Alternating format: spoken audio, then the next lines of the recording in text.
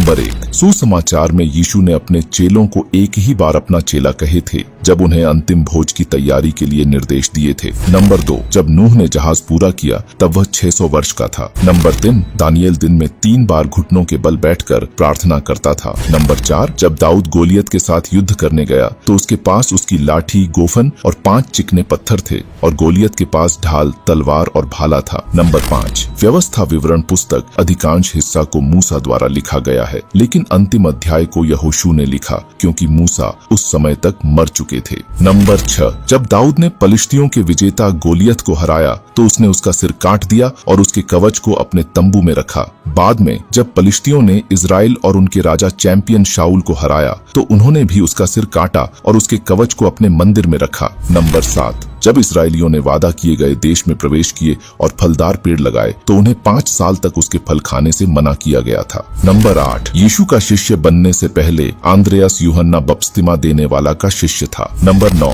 पुराने नियम में 2 व्यक्ति अपने बालों के लिए जाने जाते थे, पहला शिमशोन और दूसरा अबशालोम, और दिलचस्प बात यह है कि उनके बाल बाद में उनके पतन का कारण बना। नंबर 10, जल प्रलय के बाद नूह एक खेतीबाड़ी करने वाला किसान बन गया था। नंबर 11, नए नियम में लिखित यीशु के पहले बोले गए शब्द हैं, तुम मुझे क्यों ढूंढ रहे थे?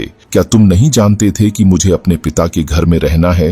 नंबर 12, जब शिमशोन आधी रात को गाजा शहर में गया था और उसे गाजा के लोग घेर लिए थे तो शिमशोन गाजा शहर के फाटक को तोड़कर उसे पहाड़ की चोटी तक ले गया था जो हेब्रोन के सामने है। नंबर 13, शिमशोन ने अपने जीवन काल में 2 बार ईश्वर को पुकारा था, पहला जब हजारों पलिश्ती सैनिकों को मारने के बाद जब उसे प्यास लगा था, और दूसरा जब वह दागोन के मंदिर को गिराकर पलिश्तियों को मारने से ठीक पहले। नंबर 14, बाइबल के इतिहास में 2 लोगों ने अपना जन्मदिन मनाया था, पहला यूसुफ के समय के फिरौन ने और दूसरा यूहन्ना के सिर कटवाने का आदेश देने वाला हेरोदेस ने। इसके साथ कुछ लोगों का मानना है कि अय्यूब के बच्चों की दावतें जन्मदिन की समारोह थीं, लेकिन बाइबल में इसका कोई स्पष्ट प्रमाण नहीं है। नंबर 15, जब यहोवा सदोम और अमोरा के शहरों को नष्ट करने जा रहे थे तो स्वर्गदूतों ने लूत से कहा कि वह अपने परिवार को ले जाए और पहाड़ों पर भाग जाए। तब लूत ने उनसे विनती की कि वे उसे स्वर शहर भेज दें और उन्होंने इसकी अनुमति दे दी। विनाश के बाद लूत ने अपना मन बदल लिया और स्वर को छोड़कर पहाड़ों में रहने के लिए चले गए।